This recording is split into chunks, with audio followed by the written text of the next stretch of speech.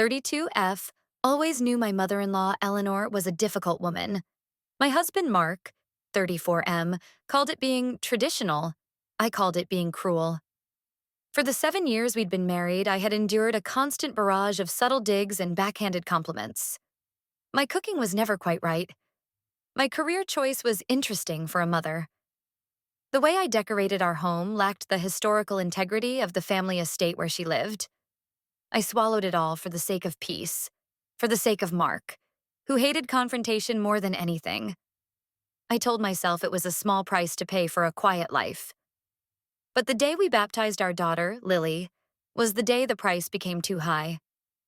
The church was filled with a soft, hazy light filtering through the stained glass windows. Lily, just 6 months old, was peaceful in her long, white gown, a family heirloom that Eleanor had reluctantly produced from a cedar chest. Holding my daughter, I felt a profound sense of joy. This tiny person was my world. She was perfect. Mark stood beside me, his hand on my back, a proud smile on his face. Even he, usually so tense around his mother, seemed relaxed. The ceremony was beautiful.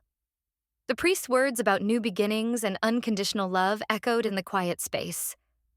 When he anointed Lily's head with holy water, she didn't even cry. She just blinked her wide blue eyes, looking up at the vaulted ceiling as if she understood the gravity of the moment. I felt a tear slide down my own cheek. It was a perfect day. The reception was held back at our house. It was a modest gathering, just close family and a few friends. My own parents were there, beaming with pride. Mark's father, Robert, a quiet man perpetually in his wife's shadow, was circulating with a tray of appetizers. And then there was Eleanor, holding court in our living room. She was seated in my favorite armchair, as if it were a throne, accepting greetings from guests. David, Mark's younger brother and Eleanor's undisputed favorite, stood dutifully by her side. I was in the kitchen for a moment, getting more glasses, when I overheard her voice, sharp and clear, cutting through the gentle hum of conversation. I paused, listening. She was speaking to her sister, a woman with an equally sour disposition. "The ceremony was lovely, of course," Eleanor said, her voice dripping with false sweetness. "But it changes nothing. You can put a fancy dress on a stray cat, but it doesn't make it a prize winner."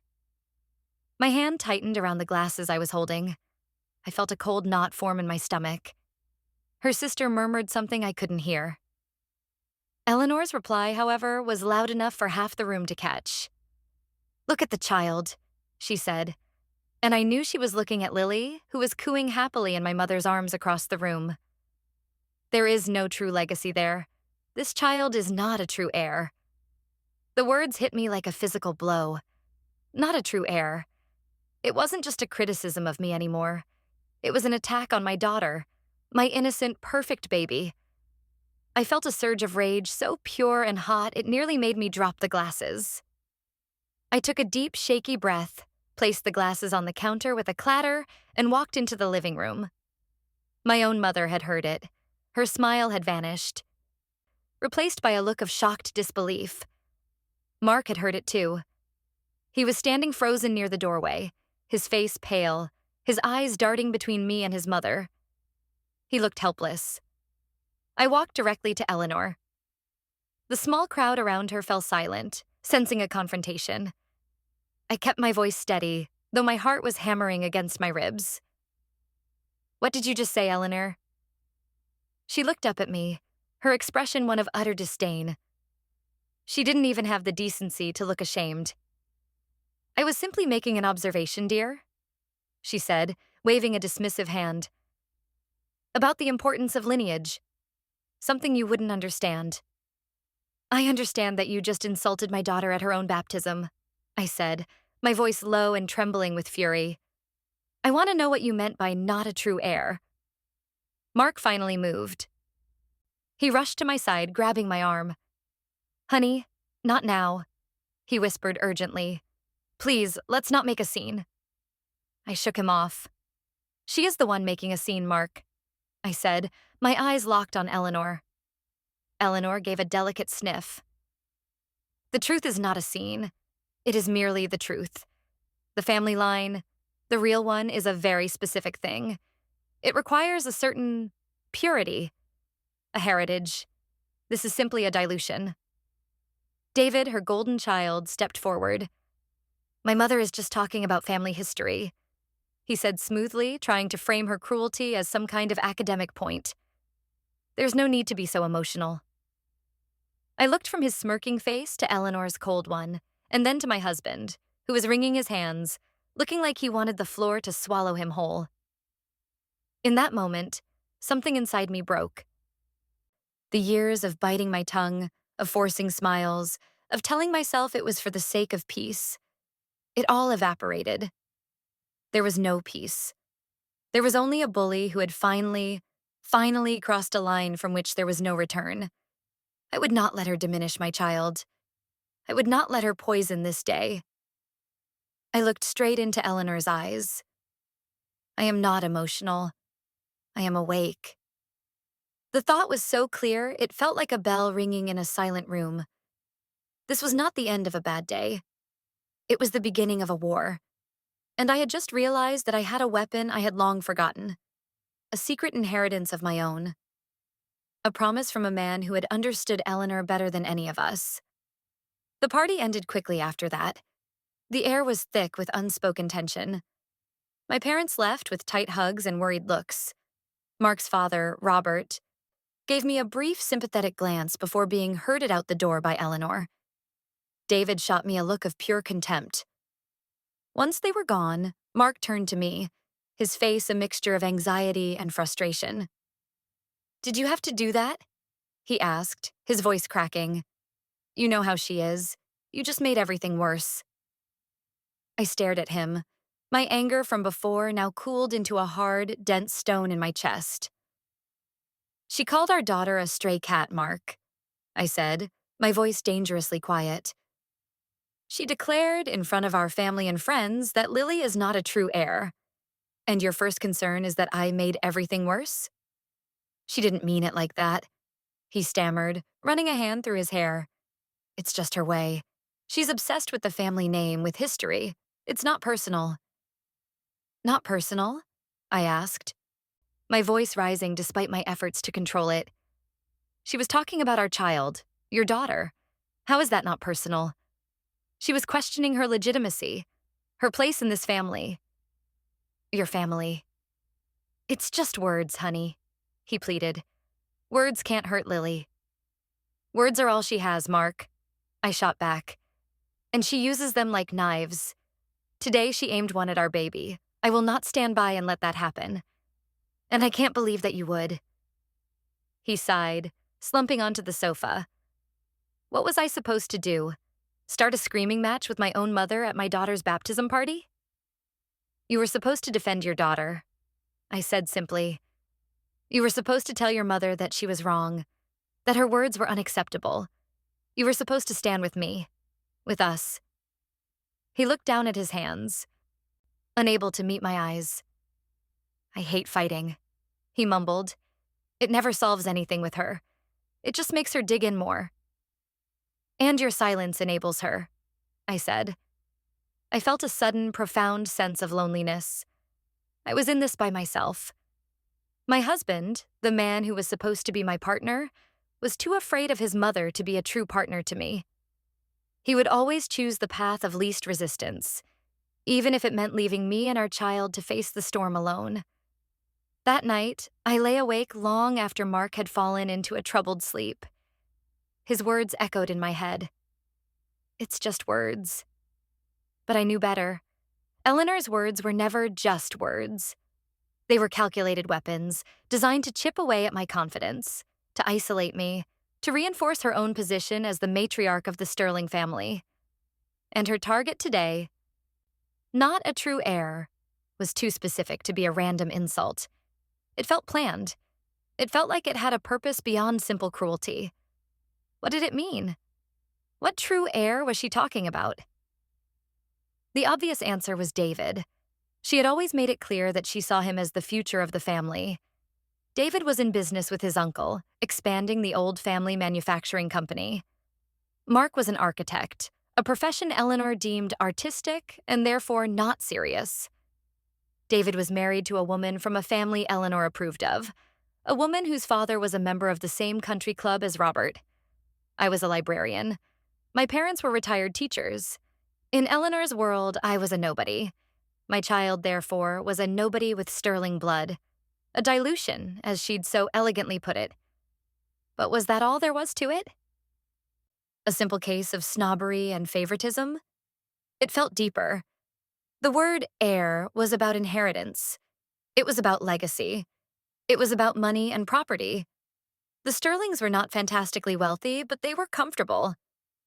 They had the large family home, a sprawling, slightly dated colonial where Eleanor and Robert lived. It had been in the family for 3 generations. There were investments, stocks, a trust fund. Eleanor managed the family's finances with an iron fist.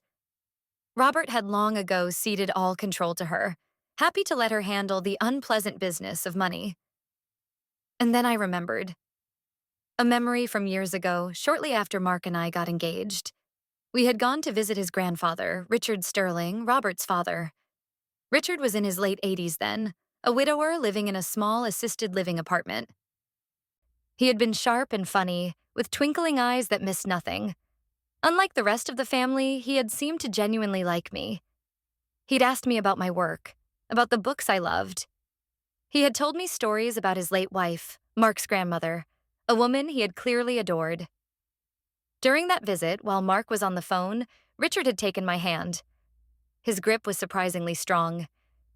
He had looked at me with an intense, serious expression. "You're a good girl," he'd said. "You're strong. Stronger than my son and stronger than my grandson. They're good men, but they bend too easily. Especially around Eleanor." I had been surprised by his frankness. I didn't know what to say. He had continued, his voice low. "She's a hawk, that one. Always watching, always circling. She thinks she's the queen, but this family was built on something she doesn't understand. It was built on love, not on ambition." He had then reached over to his bedside table and picked up a small, dark wooden box. It was old, with tarnished brass fittings. It was locked with a small, intricate keyhole. "I want you to have this," he said, pressing it into my hands. "Keep it safe. Don't tell anyone about it. Not even Mark. Not yet." "What is it?" I had asked, confused. "It's a contingency plan," he'd said with a wry smile. "For a rainy day. A day when you might need an umbrella. Only open it if Eleanor tries to deny what's yours, or what belongs to your children. When she tries to rewrite history. She will, you know. It's in her nature." I had taken the box, feeling foolish. It felt like something out of a storybook. A secret box. A cryptic warning. Richard had passed away less than a year later. In the whirlwind of the wedding and starting our new life, I had put the box away in the back of my closet and, I was ashamed to admit, had almost completely forgotten about it. Only open it if Eleanor tries to deny what's yours, or what belongs to your children. Her words from the party came rushing back. This child is not a true heir. She was trying to deny Lily's place. She was trying to rewrite her future. A rainy day. It was pouring.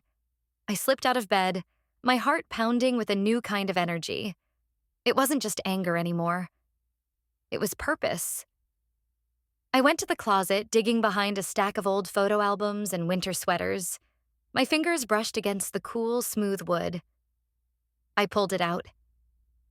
The box. It was just as I remembered. Small, solid, and locked. I held it in my hands, a relic from a man who had seen this day coming. He had known. He had known Eleanor's character, and he had known his grandson's weakness. And he had decided to put his faith not in his own blood, but in me. The librarian. The outsider. I didn't have the key. He had never given it to me. I sat on the floor of the closet, the box in my lap, and tried to think. A man like Richard, a man who planned for contingencies, wouldn't make the key impossible to find. It had to be somewhere meaningful. Somewhere Eleanor would never look. My first thought was to find a locksmith. I could have the lock picked. But that felt wrong. It felt like cheating. Richard had set this up as a puzzle, and I felt a strange obligation to solve it his way. I needed to think like he did. Where would a man who valued love over ambition hide a key? Where would a man who despised his daughter-in-law's snobbery place something so important? I spent the next few days in a haze of quiet obsession. I took care of Lily. I went through the motions with Mark, but my mind was constantly churning. I searched through the few things Richard had left to us in his will. A set of leather-bound books, a vintage watch. Nothing. I looked through old family photos, hoping for a clue. Mark noticed my distraction. "Are you still upset about what my mom said?" he asked one evening as I was staring blankly at the television. "I'm not upset, Mark," I said, my voice flat. "I'm processing." "What's that supposed to mean?" he asked, frowning. "It means I'm trying to understand the full scope of what she said and why she said it," I replied. I didn't want to tell him about the box. Not yet. Richard's warning echoed in my mind. Not even Mark. He was a good man, but he would bend. He would try to keep the peace. He would tell me to put the box back, to let it go. And I couldn't do that. I decided my next step was to gather more information about the family dynamics, specifically about Eleanor's obsession with lineage. There was one person who might talk to me, someone who was family but always kept a slight distance from Eleanor's inner circle, Aunt Carol. She was Robert's younger sister, Mark's aunt. She was a retired art teacher, a widow, and she had a reputation for being pragmatic and refreshingly blunt. She had always been kind to me in a no-nonsense sort of way. I called her the next day, using Lily as an excuse. "Hi, Aunt Carol. I was wondering if you'd like to come over and see Lily sometime this week? Things were so hectic at the baptism. I feel like we barely got to talk." "I'd love that, dear," she said warmly. "How about Thursday morning? I'll bring scones." When Thursday came, I was a bundle of nerves. I had to play this carefully. I couldn't just come out and ask why her sister-in-law was a monster. I had to ease into it. Carol arrived, true to her word, with a basket of still-warm cranberry scones. She cooed over Lily, who rewarded her with a gummy smile. After we settled in the living room with coffee, I decided to broach the subject. "Carol," I began, trying to sound casual. "I've been thinking a lot since the baptism. About what Eleanor said." Carol's expression immediately became serious. She set her coffee cup down. "I heard what she said, dear. It was appalling. I'm so sorry." "I'm trying to understand it," I said, choosing my words carefully. "She's always been critical of me, but this felt different. This attack on Lily, this true heir business, where does that come from?" Carol sighed, a long, weary sound. She looked out the window for a moment before turning back to me. "You have to understand, Eleanor," she began. "To her, the Sterling name is everything. It's a title, a brand, and she sees herself as its fierce protector." "But Mark is a Sterling. Lily is a Sterling," I said. "Yes," Carol agreed. "But in Eleanor's mind, there are levels. It all goes back to my brother Robert and his mother. My mother." She corrected herself. "Richard's first wife, Elizabeth." I leaned forward, listening intently. "Elizabeth was the love of my father's life," Carol said, a soft, fond look in her eyes. "She came from old money, a family that had been in this state since its founding. Her marriage to my father joined two prominent families. It was a huge social event. Robert was their only child. He was the heir to two legacies. Elizabeth passed away from an illness when Robert was just a teenager. My father was devastated." She took a sip of her coffee. "A few years later, he met Eleanor. She was his secretary. She was ambitious, beautiful, and very, very determined. Many in the family were surprised by the match. She didn't come from the same background. She worked for a living, but she made my father happy again, or at least she made him less lonely. They married, and a few years later they had me. I was confused. But I thought David was Eleanor's son. Oh no, dear, Carol said, shaking her head. That's the part Eleanor likes to gloss over. David is not a Sterling by blood. Eleanor was a widow when she met my father. David is her son from her first marriage. My father adopted him when they got married, gave him the Sterling name. But he is not from Richard's line. Suddenly, everything clicked into place. The puzzle pieces were flying together in my mind. So when she says true heir, I trailed off, the implication dawning on me. She's talking about blood, Carol said grimly. In her mind, Robert's line, the one that came from Elizabeth's pure heritage, is the only one that matters. Mark, as Robert's son, is a part of that. But his choice of wife, you, my dear, with your lovely, normal family, diluted the bloodline. David, on the other hand, is her son, her blood. Even though he has no biological connection to the Sterling fortune or history, in her mind, he and his children are the true continuation of her legacy, which she has conflated with the Sterling legacy. It was breathtakingly arrogant, and it explained so much. Her constant preference for David, her dismissal of Mark's career, her animosity towards me. I wasn't just an outsider. I was a contaminant. And Lily was the proof of that contamination.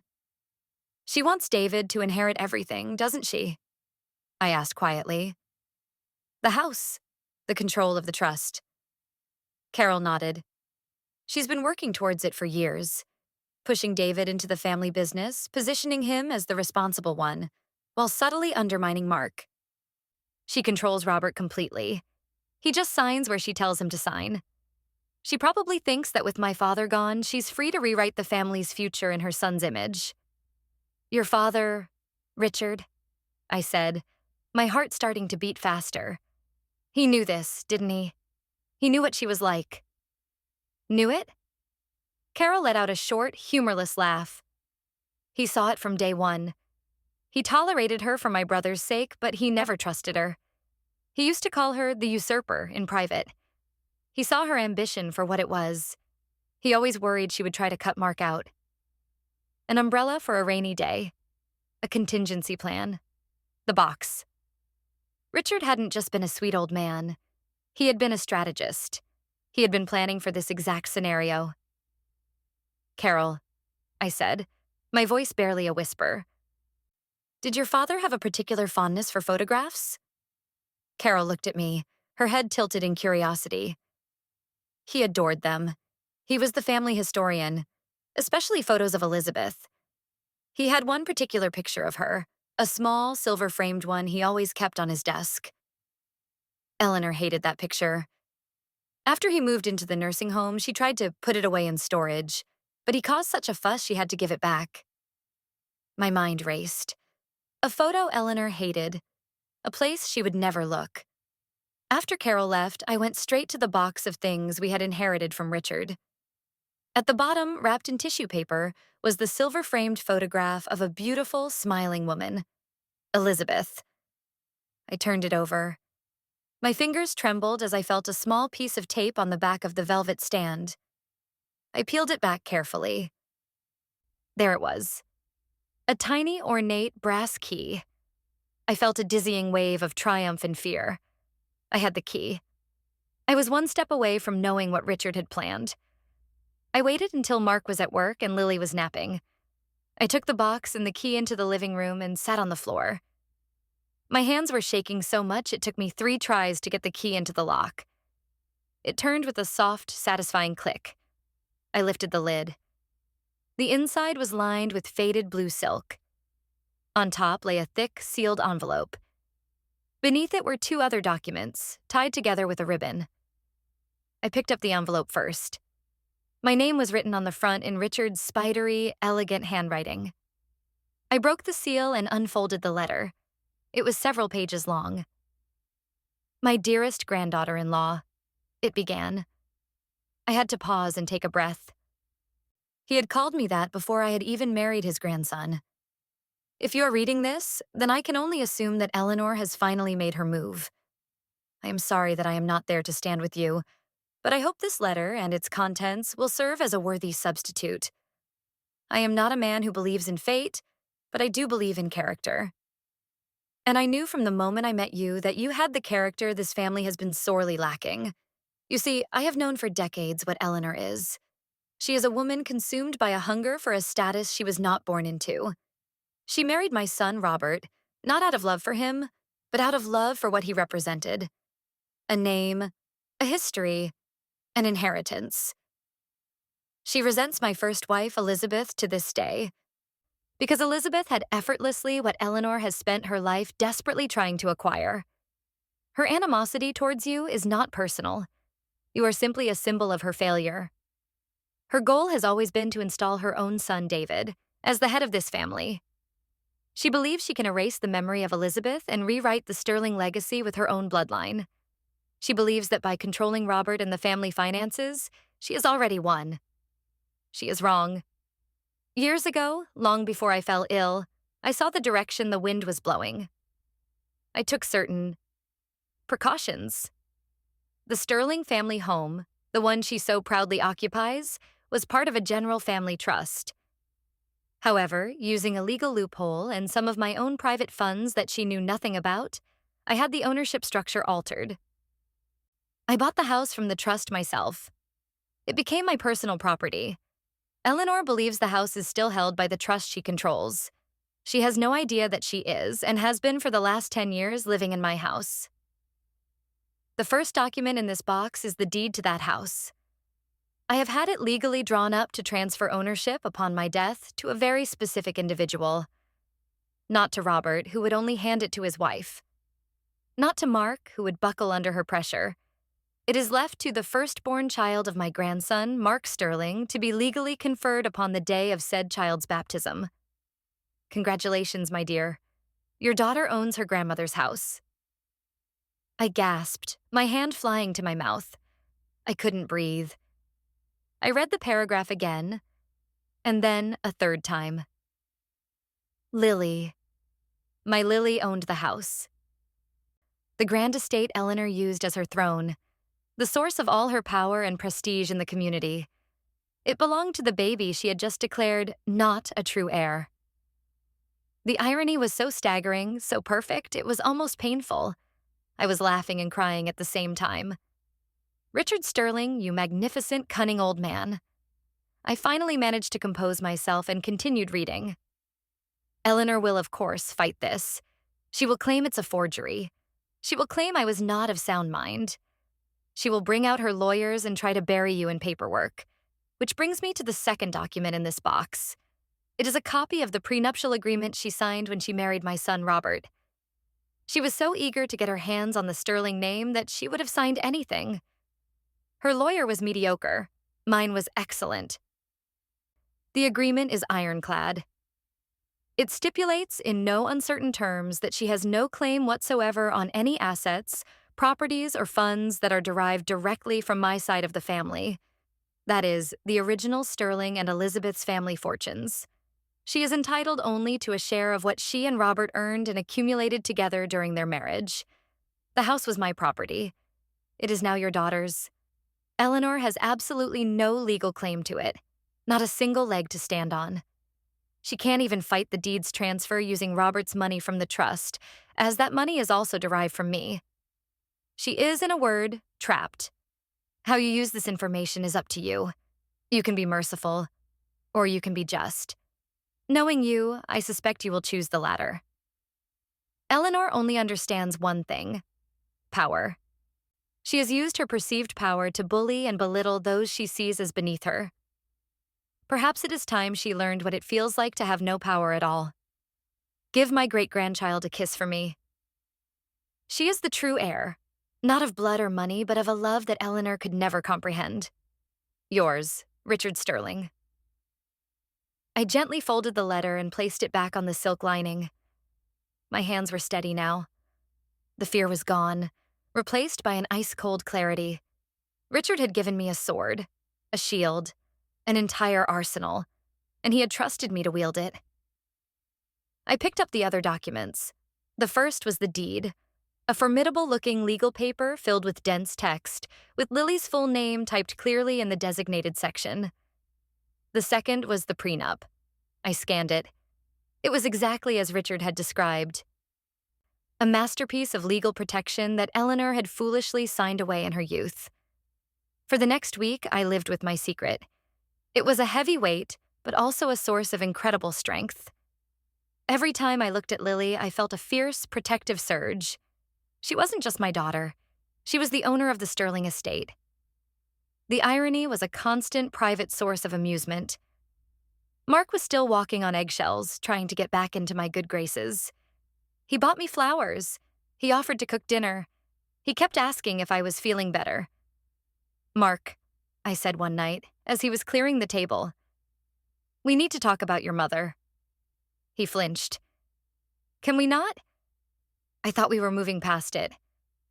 "There is no moving past it," I said firmly. "What she did was a declaration of war, and in a war you have to choose a side. I need to know without any doubt that you are on my side. On Lily's side." "Of course I am," he said, but his voice lacked conviction. "She's my daughter." "Then you need to be prepared to stand up to your mother," I said, looking him directly in the eye. "Not just with words, but with actions. If it comes down to it, are you willing to cut her out of our lives to protect our daughter's well-being?" He hesitated. I saw the conflict warring in his face. The lifetime of conditioning, of deferring to her, of avoiding conflict. I don't know if it needs to come to that," he stammered. "Maybe we can just set some boundaries." "She doesn't respect boundaries, Mark," I said, my patience wearing thin. "She respects power, that's it." I realized then that I couldn't rely on him for the main event. He would crumble. Richard was right. I had to do this myself. But I also knew that for our marriage to survive, Mark had to be a witness. He had to see the truth of his mother's character for himself without any filter. My plan began to form. It had to be public. It had to be on her turf. In the very house she believed was the seat of her power. A quiet, private conversation would allow her to twist the narrative, to gaslight, to retreat and regroup. A public humiliation was the only language she would understand. I decided to call a family meeting, a peace summit. I called Eleanor the next day. My voice was sweet, conciliatory. "Eleanor," I said, "I've been doing a lot of thinking. I think I may have overreacted at the baptism. I was emotional. I'd like to apologize and clear the air. For the sake of the family." There was a moment of surprised silence on the other end of the line. I could almost hear the gears turning in her head as she processed this surrender. "Well," she said, her voice smug, "I'm glad to hear you've come to your senses, dear. Apology accepted." "I was hoping," I continued, "that we could all get together for dinner, at your house. You, Robert, me, Mark, David, and his wife. Just the family. To put this all behind us." "An excellent idea," she said, practically purring. She thought she had won. She thought I was crawling back, tail between my legs. "Saturday night, 7 o'clock. Don't be late." "We wouldn't dream of it," I said, and hung up the phone, a grim smile on my face. The week leading up to the dinner was one of the longest of my life. I went to see a lawyer, a friend of a friend, just to confirm everything. I showed her the documents. She read them over, her eyes widening. "This is extraordinary," she said, looking up at me over her glasses. "The deed is perfectly executed. The prenup is airtight. Your father-in-law's father was a very clever man." "So it's all legal?" I asked. "There are no loopholes she can exploit?" "None that I can see," the lawyer confirmed. "The property was his to give, and he gave it to your daughter. As for the prenup, it effectively cuts her off from using any of the family's historical wealth to fight you. She's completely exposed." I left her office feeling 1,000 pounds lighter. The last piece of doubt had vanished. Now, all that was left was the execution. I told Mark about the dinner. I'm going to apologize to her, I said, testing him. He looked relieved. Oh, honey, that's great. I knew you'd see it was the best way. Just to keep the peace. Yes, I said, my voice neutral. The peace is very important. I felt a pang of guilt for deceiving him, but it was necessary. He had to see this unfold naturally. He had to see who his mother truly was when she thought she had all the power. On Saturday night, we drove to the Sterling house. The grand white colonial sat on a hill overlooking the town, a symbol of history and influence. As we pulled into the long gravel driveway, I felt a strange sense of calm. I was not a guest here anymore. I was the mother of the landlord. I had the original documents in a large envelope in my purse. The deed, the prenup, and Richard's letter. Eleanor greeted us at the door, her smile triumphant. So glad you could make it, she said, kissing the air next to my cheek. She was wearing a silk dress and her best pearls. She looked every bit the lady of the manor. Robert was there, looking as subdued as ever. David and his wife, Jennifer, were already in the living room, sipping wine. The atmosphere was thick with Eleanor's victory. We sat down for dinner in the formal dining room. The table was set with the family's best china and silver. Eleanor had clearly gone all out to stage her triumph. She directed the conversation, talking about a recent charity gala she had chaired, about David's latest business success, about plans to redecorate the west wing of the house. She was performing, showcasing her status, her control. I let her go on, playing my part. I was quiet, demure. I complimented the food. I nodded at her stories. Mark relaxed beside me, relieved that I was behaving. He thought the crisis was averted. Finally, as dessert was being served, Eleanor turned to me, a magnanimous smile on her face. Well, dear, she said, loud enough for everyone to hear. I hear you have something you'd like to say. This was it, the moment she had been waiting for. My public capitulation. I took a slow sip of water, setting the glass down carefully. I looked around the table, meeting everyone's eyes. David was smirking. Jennifer looked bored. Robert looked anxious. Mark was giving me a small, encouraging nod. I turned my gaze to Eleanor. I am not emotional now. I am a glacier. Yes, I do, I said, my voice clear and steady. I've been thinking about our conversation at Lily's baptism. As I said, apology accepted, she said grandly, waving her hand. Oh, I'm not here to apologize, I said. The smile on her face faltered. The smirk on David's face vanished. Mark's eyes widened in panic. I'm here to understand, I continued, my voice as cold as ice. You said my daughter Lily is not a true heir. I need you to explain to this family right now exactly what you meant by that. There is a moment in a confrontation where the air changes. It becomes heavy, charged. We were in that moment now. The pretense of a friendly family dinner had just been ripped away. Eleanor stared at me, her eyes narrowing. She had been caught off guard. She expected a tearful apology, not a renewed challenge. I believe I made myself clear, she said stiffly. It's a matter of bloodlines, of heritage. So, you're saying that because I am not from a family you deem worthy? My daughter is somehow less of a sterling? I pressed. Is that the official family position? It's not a position, it's a fact, David chimed in, coming to his mother's defense. Some bloodlines are stronger than others. It's simple genetics. Genetics, I repeated, a humorless smile touching my lips. That's a fascinating topic, David, because you, of all people, should know that you have no sterling blood at all. You were adopted by Robert. You are a sterling in name only. David's face turned a blotchy red. Jennifer gasped. Robert looked down at his plate, his knuckles white as he gripped his fork. How dare you? Eleanor hissed, her voice shaking with rage. You will not speak to my son that way in my house. That's another fascinating topic, Eleanor, I said, my voice dropping. Your house. I reached into my purse and pulled out the large envelope. I placed it on the table with a soft thud. You see, I've been doing some research into family history, into lineage and inheritance, and I've discovered some very interesting things.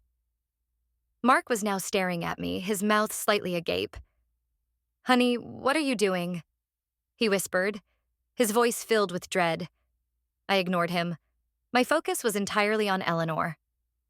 "You talk about true heirs and purity of blood. You seem to believe that you are the sole arbiter of who belongs in this family and who doesn't. You act as if this house, this legacy is yours to control and distribute as you see fit." "It is," she snapped. "This family's legacy is in my care. Robert and I have managed it for 30 years. "You've managed a lie," I said calmly. I opened the envelope and slid the first document across the table towards her. "This is the deed to this house, Eleanor. The house you're sitting in right now. I suggest you read it." She looked at the document with contempt, then her eyes scanned the first page. I watched as the color drained from her face. Her hands started to tremble. This is a forgery," she stammered, her voice barely a whisper. "This is ridiculous." "It's perfectly legal," I said. "Richard Sterling, your father-in-law, bought this house out from the family trust over a decade ago. It was his personal property. You've been living here as his guest, not as the lady of the manor. And upon his death, as per his specific, legally binding instructions, the ownership was transferred." I let the silence hang in the air for a moment, enjoying the look of dawning horror on her face. "Transferred to whom?" David demanded, snatching the paper from his mother's hand. He read it, his own face turning pale. I smiled, a real, genuine smile for the first time that night. It was transferred to his firstborn great-grandchild from the line of his son, Robert. It was transferred on the day of her baptism. I paused, letting the final piece fall into place. "This house belongs to my daughter, Lily." The silence that followed was absolute. It was so complete that I could hear the faint ticking of the grandfather clock in the hallway. David stared at the deed as if it were a snake. Jennifer was looking back and forth between us, her eyes wide with shock. Robert had finally looked up from his plate, his expression one of utter confusion. Mark was looking at me with an expression I had never seen before, a mixture of terror and awe. Eleanor was the first to break. She let out a sound that was half laugh, half sob. "No," she said, shaking her head in denial. "No, it's not possible. The trust—" "Robert, tell her. The trust owns the house." Robert looked helplessly at her.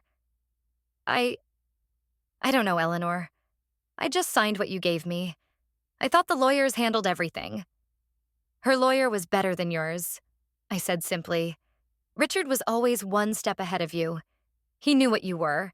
He knew what you would try to do." Eleanor shot to her feet, her chair scraping loudly against the floor. Her face was a mask of fury. "I will fight this," she shrieked. "I will take you to court. I will drain every penny you have. You will not steal my home." "First of all, it's not your home, and I'm not stealing it. I'm securing it for its rightful owner," I said, my voice still calm. "And second of all, you won't fight this. Because you can't." I reached back into the envelope and pulled out the second document, the prenuptial agreement. I slid it across the table to Robert. "What is this?" he asked, picking it up with a trembling hand. "That," I said, looking directly at Eleanor, "is the prenuptial agreement you signed when you married Robert, the one you were so eager to sign to become a Sterling. I'd recommend you pay close attention to Clause 4B, the one that states you have absolutely no claim on any assets, properties, or funds derived from Richard Sterling or his first wife, Elizabeth. The house is a Sterling asset. The money in the trust you control is a Sterling asset. You can't use that money to hire lawyers to fight for a house you have no legal claim to. You have no resources, Eleanor. You have no power here." Robert was reading the document, his face growing paler with every line. He looked up from the paper, his eyes wide with a slow dawning comprehension. He looked at his wife, not with anger, but with a look of profound, devastating betrayal. He was finally seeing the woman he had married not as his partner, but as a predator who had been outmaneuvered by his own father. "You knew," he said, his voice a choked whisper. "All these years, you knew you had no right." "It was our home," Eleanor cried, her voice cracking. "We built a life here." "You built a life on a foundation of lies," I said. "You lived in a house that wasn't yours, wielding a power you didn't have, all while planning to disinherit the man's true grandson and his child." I turned to David. "And you. You were happy to go along with it. Happy to take what wasn't yours, all while sneering at your own brother. Stronger bloodlines," you said. "The only thing strong in your blood is your mother's greed." David sank back into his chair, speechless. Finally, I turned to Mark. He was staring at the documents on the table, then at his mother's crumbling facade, then at me. The fog of denial was finally lifting from his eyes. He was seeing everything clearly for the first time. "So this is it," he said softly, more to himself than to anyone else. "This is what it was always about. Not tradition, not heritage. Just this. Just greed." He looked at his mother, and for the first time in his life, there was no fear in his eyes.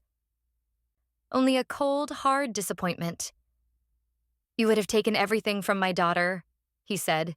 "You called her unworthy of a legacy that you were actively trying to steal from her. My own mother." Eleanor seemed to shrink before our eyes. The imperious matriarch was gone, replaced by a desperate, cornered woman. "Robert, David," she pleaded, looking from her husband to her son. "Say something." Robert slowly folded the prenuptial agreement and placed it on the table. He stood up, his movements stiff. He looked at Eleanor, his face unreadable. "I think," he said, his voice heavy, "that you and I need to have a long talk, in private." He then turned and walked out of the dining room without another word. David, seeing his source of power and inheritance evaporate before his eyes, didn't even look at his mother. He stood up, grabbed his wife's arm, and said, "We're leaving." They walked out without a backward glance. And then it was just the three of us, me, Mark, and Eleanor. She stood alone in the grand dining room, surrounded by the trappings of a life that was no longer hers. She looked at me, her eyes filled with a hatred so pure it was almost beautiful. "You've destroyed this family," she whispered. "No," I said, standing up and collecting my documents. "You did. You just didn't realize that someone had the receipts." I put the letter from Richard on top of the pile. "By the way, Richard left this for me too. It explains everything. His motivations, his opinions of you. He called you the usurper. It seems he was right." I walked over to Mark and took his hand. It was steady. He squeezed my hand back, his eyes never leaving mine. "As the representative for the legal owner of this property," I said to Eleanor, my voice devoid of all emotion, "I am giving you 30 days to vacate the premises. If you need a referral for a good moving company, I'd be happy to provide one." Then, Mark and I turned around and walked out of the house, leaving her standing alone in the ruins of her kingdom. The car ride home was silent for a long time. Mark just drove, his hands tight on the steering wheel. I didn't push him. He needed to process. Finally, as we pulled into our own driveway, he shut off the engine and turned to me. "You knew," he said. "All week. You knew what you were going to do." "Yes," I admitted. "Why didn't you tell me?" he asked, his voice not angry but hurt. "Because Richard's letter warned me not to," I said gently. "And because you said it yourself, Mark. You hate fighting. You would have tried to find a compromise to keep the peace. But there was no peace to be kept. There was only a truth that needed to be revealed. You needed to see it for yourself. You needed to hear it from her own mouth." He was quiet for a moment, then he nodded slowly. "You're right," he whispered. "I would have tried to talk you out of it, I would have said you were being too harsh. And I would have been wrong. I've been wrong for years. He reached out and took my hand. I am so sorry, he said, his voice thick with emotion. I let you face her alone for so long. I let her hurt you. I was so afraid of her, so afraid of the conflict, that I failed to protect my own wife. And my daughter. Can you forgive me? I looked at my husband, really looked at him. I saw the shame and the regret in his eyes, but I also saw a new strength, a resolve that hadn't been there before. He had finally broken free. There's nothing to forgive, I said, squeezing his hand. We're a team. From now on, we face everything together. The fallout over the next few weeks was swift and decisive. Aunt Carol called me the day after the dinner. Her voice was giddy. I heard what happened, she said. Robert called me this morning. He's a changed man. It's like he woke up from a 30-year nap. He finally sees Eleanor for who she is. They're separating. Wow, I said, surprised at the speed of it all. What's going to happen to her? Robert is sticking to the letter of the prenup, Carol said with satisfaction. She gets half of what they earned together, which isn't a pittance. But it's a far cry from the sterling fortune she thought she controlled. She'll have to buy her own place. A small condo, Robert thinks. No more mansion, no more charity balls, no more holding court. The news gave me a grim sense of satisfaction. It wasn't just about the house. It was about the dismantling of her power, the power she had used to hurt so many people. A few days later, Mark got a call from his father. They talked for over an hour. When he hung up, Mark looked exhausted but relieved. He apologized, Mark said to me, for letting her run the family, for not being a stronger father, for not seeing how she treated me compared to David. He's moving into a smaller apartment downtown. He wants to start spending more time with Lily. Real time. And David? I asked. Mark let out a short, bitter laugh. Dad told me David called him, furious. He was demanding his share of the inheritance. Dad told him that since he wasn't a blood relative, he wasn't entitled to anything from the Sterling Trust, only what Dad chooses to give him. And right now, Dad's not feeling very generous towards the son who sided with his manipulative mother. The 30 days passed. True to my word, I had a lawyer send a formal notice to Eleanor. On the final day, a moving truck appeared at the Sterling house. I didn't go to watch. I didn't need to. The victory was complete. A month after that, after the house had been professionally cleaned and aired out, we went to visit it. Just me, Mark, and Lily. We walked through the large, empty rooms. The silence was profound. The ghosts of Eleanor's reign had been exorcised. Mark stood in the middle of the grand living room, looking out the large windows at the sprawling lawn. I have some complicated memories of this place, he said quietly. Growing up, it always felt like her house. Not our house. It felt cold. I came and stood beside him, holding Lily in my arms. We can change that, I said. We can fill it with new memories. Good ones.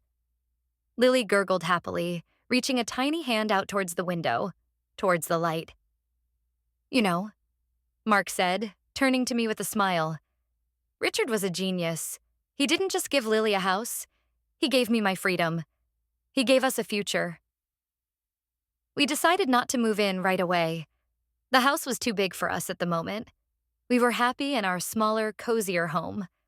With the help of a financial advisor, we arranged to have the property managed and rented out, with all the income going into a trust fund for Lily. A trust that I, and only I, controlled. When she was old enough, the house and the fortune it generated would be hers to do with as she pleased. Her legacy, secured not by the purity of her blood, but by the wisdom of her great-grandfather and the resolve of her mother. Eleanor, as Carol had predicted, moved into a small, generic condominium on the other side of town. Her social circle, which had been built on the prestige of the Sterling name and estate, quickly abandoned her. She was no longer the influential matriarch. She was just a divorced woman in a 2-bedroom condo. We heard from Aunt Carol that she was bitter and isolated, spending her days complaining to anyone who would listen about the injustice of it all. We set firm boundaries. She was allowed to see Lily, but only on our terms. The visits were supervised, brief, and held in neutral territory, like a park. The first time she saw her, she had the audacity to look at me and say, "I hope you're happy. You tore this family apart for a house." I just smiled and adjusted Lily in my arms. "This isn't about the house, Eleanor," I said calmly. "It's about respect, a lesson you're only now beginning to learn." I then looked down at my daughter, my perfect, beautiful, and very wealthy daughter. "And we are very, very happy." She never tried to challenge me again. She had no power, no leverage. She was a queen without a kingdom, a voice with no one left to command. One evening, a few months later, I was rocking Lily to sleep in her nursery. Mark came in and stood in the doorway watching us. "What are you thinking about?" I asked softly. "I was just thinking about the baptism," he said. "About what she said. Not a true heir." He shook his head, a small, sad smile on his face. She had no idea.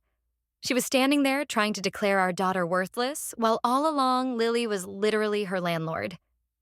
I laughed quietly so as not to wake the baby. I know. The irony is almost too perfect. I looked down at Lily's sleeping face, her tiny chest rising and falling in a steady, peaceful rhythm. She was safe. She was loved. And she was secure. Eleanor had tried to define her, to limit her, to cast a shadow over her future before it had even begun. But she had failed. In the end, her words were just that. Words. Empty, powerless noise. Richard's letter had said it best. Lily was the true heir. Not of a name or a bloodline or a house. She was the heir to a love that spanned generations, a love that was strong enough to plan for the future, to protect the innocent, and to ensure that justice in the end would be served. And as I laid my daughter in her crib, I made a silent promise to her, and to the memory of the wise old man who had made it all possible. I would spend the rest of my life making sure she understood the value of that inheritance above all others. The quiet hum of the house was a comfort. It was our house, filled with our life, our choices. We didn't need the grand estate on the hill to feel secure. The security came from within, from the family unit we had forged in the fire of Eleanor's making. Mark was a different man. He was more present, more decisive. The fear that had governed his relationship with his mother was gone, replaced by a quiet confidence. He was a partner in the truest sense of the word, and our marriage was stronger than it had ever been. Robert, his father, became a regular fixture in our lives. He would come over for dinner once a week, not out of obligation, but out of a genuine desire to be there. He would sit on the floor and play with Lily, his face alight with a joy I had never seen in him before. He was free from Eleanor's oppressive control, and it was like watching a man breathe fresh air for the first time in decades. He never spoke ill of his ex-wife, but the absence of her name was a conversation in itself. He was building a new life, one based on genuine connection rather than social posturing. One afternoon, Robert was over, and he and I were having coffee while Lily napped. He looked at me, his expression thoughtful. "You know," he said, "my father always told me to marry for love. He said it was the only investment that always paid dividends. I thought I had. I realize now I was just a boy who was lonely, and she was a woman who was strategic." "You couldn't have known," I said gently. "My father knew," he replied, shaking his head.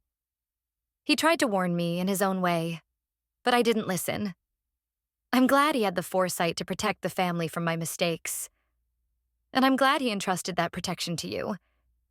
You have a strength that I and Mark, well, we had to learn it the hard way. You were born with it." His words were a balm. For so long, I had been made to feel like I was not enough. To be seen, truly seen and valued by my father-in-law was a form of healing I hadn't known I needed. The story of Eleanor's downfall spread through their old social circle like wildfire. Aunt Carol kept me updated with gleeful reports. Jennifer, David's wife, had apparently been mortified by the public humiliation and the loss of the sterling fortune she thought she was marrying into. Their marriage, already on shaky ground, became strained. David, without his mother's influence and financial backing, struggled in the family business. The board, no longer under Eleanor's thumb, began to question his competence. His stronger bloodline had turned out to be a very weak foundation for a career. Life settled into a new, peaceful normal. The drama was over. The war was won. But the lessons remained. I learned that peace at any price is not peace at all. It's a slow, soul-crushing surrender. I learned that true family is not about blood or names, but about who stands with you when the battle lines are drawn. And I learned that sometimes, the quietest people are the ones with the most effective weapons, waiting for the right moment to be deployed. One day, I took the little wooden box from the closet. I ran my hand over the smooth, dark wood. It was empty now, its purpose served, but it was still a powerful symbol. I placed Richard's letter back inside. I wanted to keep it for Lily. When she was old enough, I would give it to her. I would tell her the story of her baptism, of the cruel words and the secret will. I would tell her about her great-grandmother Eleanor, not to foster resentment, but as a cautionary tale about greed and arrogance. And I would tell her about her great-grandfather Richard, a man who understood that the best legacy you can leave is not wealth, but justice. As I closed the lid on the box, I thought about Eleanor's final, bitter words to me. "You've destroyed this family." She was wrong. A family built on lies, manipulation, and fear was not a family at all. It was a prison. And I hadn't destroyed it. I had liberated it. We were all free now. Mark was free. Robert was free. Lily was free to grow up without the poison of that false legacy. And I was free to be the wife and mother I was meant to be, without apology. The house on the hill remained a rental property, a silent monument to a victory won. Its income quietly accumulated, a testament to Richard's foresight. Sometimes, on a clear day, I could see its roof from the park near our house. I would look at it and I would feel no animosity, no lingering anger, just a quiet, profound sense of gratitude. And I would look down at my daughter, playing happily in the grass, and I would smile. The world had tried to tell her she was nothing. But she was, and always would be, everything. She was the true heir in every sense of the word, and her reign was just beginning.